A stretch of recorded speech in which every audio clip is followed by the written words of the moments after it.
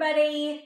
All right, welcome back to our second episode. So today we're going to talk about Nutrition. there you go. So our goal here with this series of videos is going to be to help you change for the better through health and fitness. So today we're going to talk a little bit more about nutrition. We're going to break this video into the why things are so complicated, why things are so hard, and also we're going to give you the hows, things that you can implement immediately, start eating a little better and get a little healthier.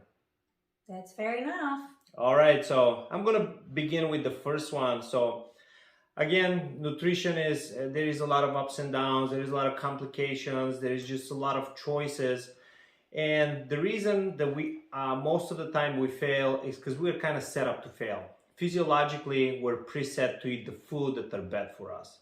We want the food that have a lot of calories, that have a lot of sugar, that will give us that hormonal response. Our surviving instinct are kind of pushing us towards this kind of food.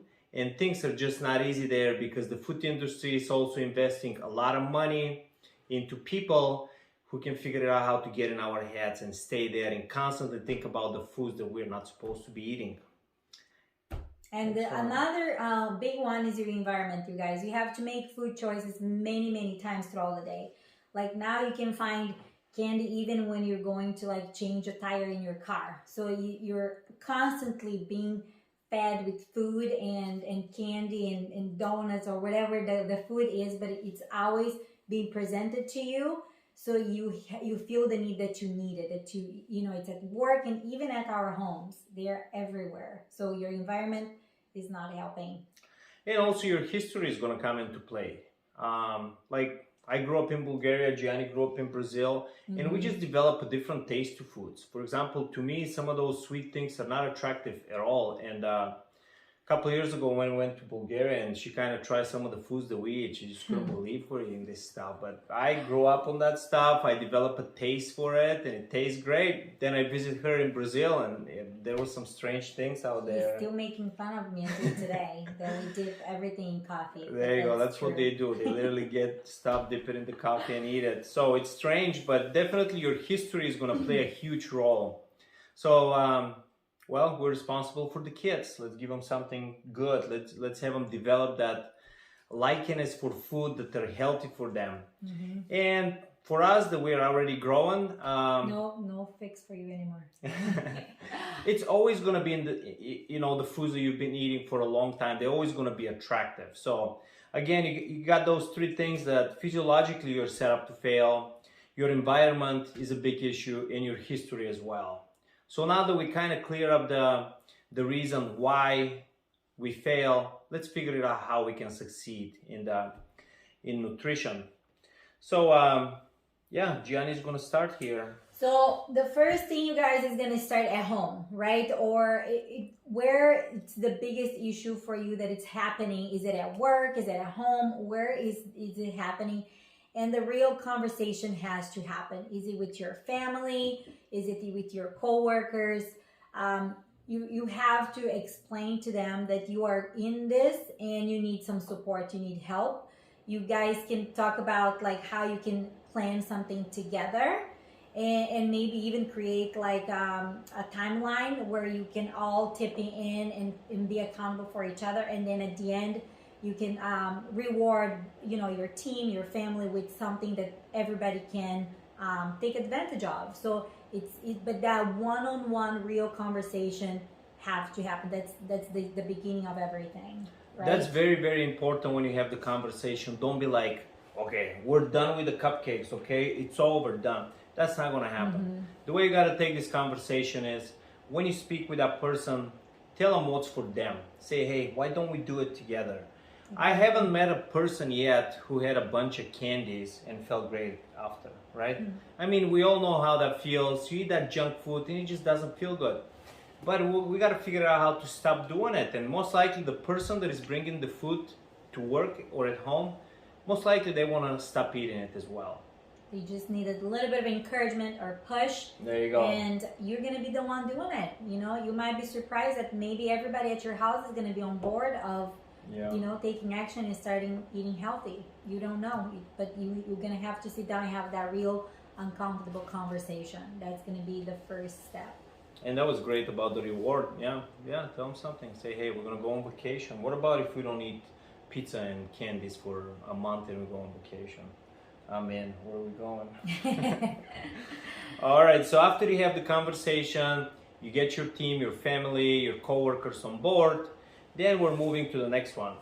You gotta set up yourself to succeed by removing those triggers.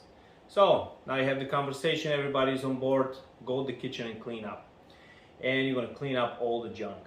And we know what the food that doesn't have to be in the kitchen are. Things in bags, things that have sugar, things that have a lot of the processed foods. Those things doesn't have to be there. They're not good for you, they're not good for the family.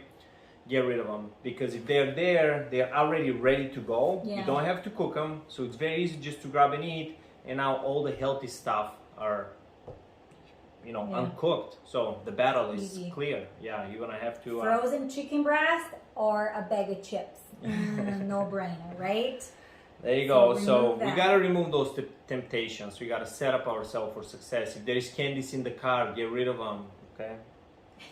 If they're in the kitchen, do that as well. At work, whatever you can do to kind of get rid of those triggers or temptation is going to help you tremendously. So that's your action number 2.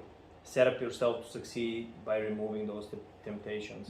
And now that you removed, so that's your step number 3, you're going to have to bring in fresh, right, whole foods into the picture. And meal prep is going to be a big one.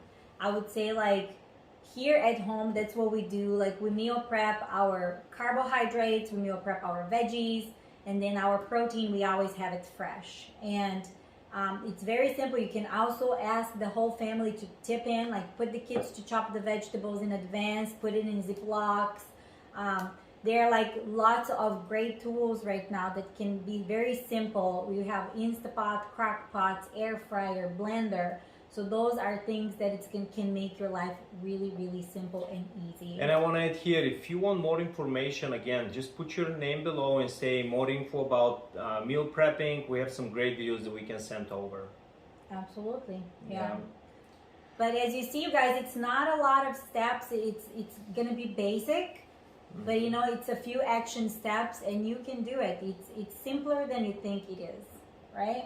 And once you start eating better, those temptations are going to go away, because there is a lot of things in your body that it's going to take a little bit of time for you to adjust. You might go through some headaches, a little bit of grumpiness, but this is going to take just a couple of days, and you're going to start feeling and eating better.